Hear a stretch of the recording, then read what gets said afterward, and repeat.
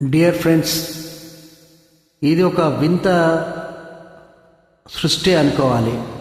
ఎందుకంటే ఇంతకుముందు మనం చూసింది ఏంటంటే సినిమాలు చూసాం, తర్వాత సినిమా హాల్లో సినిమాలు అయిపోయిన తర్వాత నెక్స్ట్ వెబ్ సిరీస్ అని చూసాము, తర్వాత నెట్ క్లిప్స్ అని ఈ విధంగా చూస్తున్నాం మనము, అంటే ఓటీటీస్ థియేటర్స్ మీద. కానీ ఇప్పుడు కొత్త ట్రెండ్ సెట్ చేసేసారు ఆల్రెడీ. ఈ లేడీ అఘోరి ఇష్యూలో ట్రెండ్ సెట్ చేశారు. అదేంటంటే రియల్ టైం మూవీ.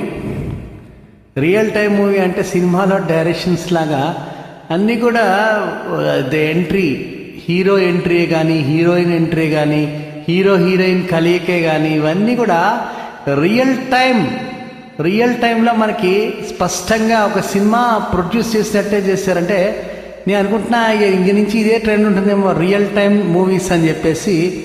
చాలా బాగా సీన్ టు సీన్ క్లైమాక్స్ అన్నీ కూడా బ్రహ్మాండంగా పోషించారు పాత్రలన్నీ కూడా.